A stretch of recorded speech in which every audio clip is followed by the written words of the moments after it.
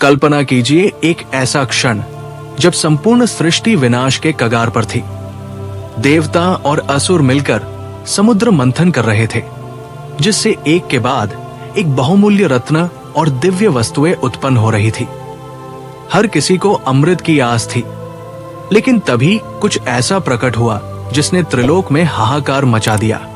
हलाहल विष।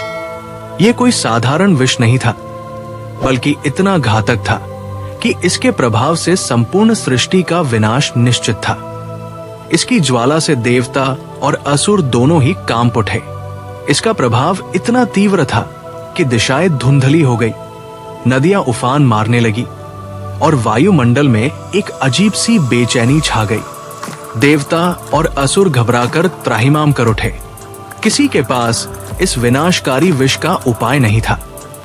तभी सभी को एक ही आशा की किरण नजर आई, भगवान शंकर। सभी देवगण कैलाश की ओर दौड़े और महादेव से प्रार्थना करने लगे कि वे इस सृष्टि को बचाने का कोई उपाय करें। शिव, जो सदा से ही करुणा और त्याग के प्रतीक है, बिना विलंब किए हलाहल विष को अपने हाथों में उठा लेते हैं और उसे एक ही घूंट में पी जाते हैं। लेकिन वे इस विष को अपने भीतर नहीं उतारते, बल्कि उसे अपने कंठ में ही रोक लेते हैं, जिससे उनका कंठ नीला पड़ जाता है और वे नीलकंठ कहलाते हैं। लेकिन ये विष अत्यंत तीव्र और उग्र था।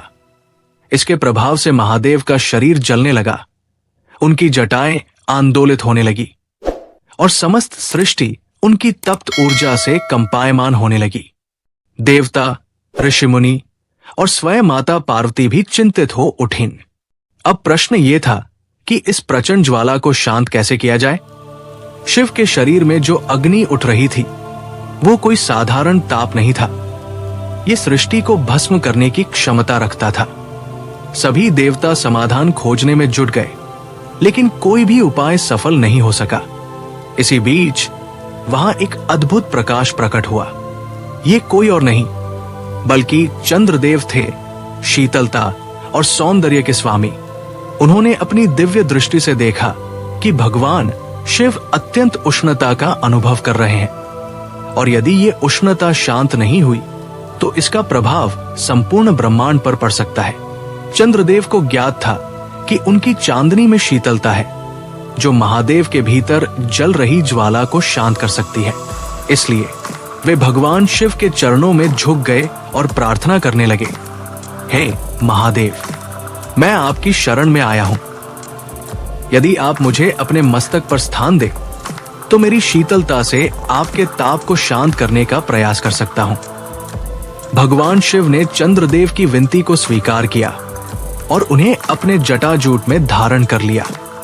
जैसे ही चंद्रमा शिव के मस्तक पर सुशोभित हुए, उनकी शीतल किरणों से शिव के शरीर की अग्नि शमन होने लगी। शिव ने अपनी आंखें बंद की और पुनः ध्यानस्थ हो गए। ये दृश्य इतना दिव्य था कि समस्त देवता और ऋषि मुनि भाव विभोर हो गए। लेकिन क्या ये केवल शिव के ताप को शांत करने के लिए था, या इसके पीछे कोई और रहस्य भी छिपा था? दरअसल चंद्रमा को एक श्राप मिला था, जिसके कारण उनकी चमक धीरे धीरे क्षीण हो रही थी। इस श्राप के पीछे एक रोचक कथा है। चंद्रदेव ने दक्ष प्रजापति की 27 कन्याओं से विवाह किया था, लेकिन उन्होंने अपनी सभी पत्नियों में से केवल रोहिणी को अधिक प्रेम दिया और अन्य पत्नियों की उपेक्षा की।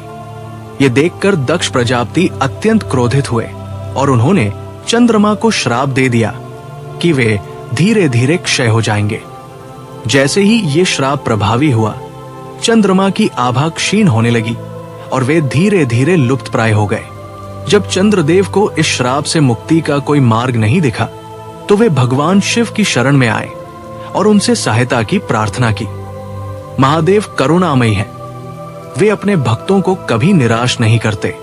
उन्होंने चंद्रदेव को अपने मस्तक पर धारण कर लिया और उन्हें वरदान दिया कि वे कभी पूर्ण रूप से क्षय नहीं होंगे।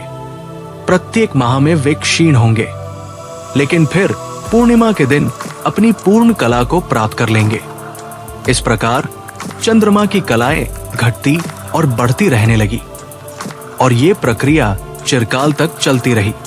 यही कारण है कि भगवान शिव को चंद्रशेखर, शशिधर और सोमनाथ के नाम से भी पुकारा जाता है। ये घटना केवल एक कथा नहीं है, बल्कि ये दर्शाती है कि भगवान शिव सृष्टि के हर तत्व को अपने भीतर समाहित कर सकते हैं, चाहे वह प्रलयंकारी विष हो या शीतल चंद्रमा। उनका मस्तक केवल सौंदर्य का प्रतीक नहीं, बल्कि ये दर्शाता है कि वे सृष्टि के संतुलन के आधार हैं। यही शिव की महिमा है, यही उनका रहस्य है। वीडियो को पूरा देखने के लिए आप सभी का धन्यवाद।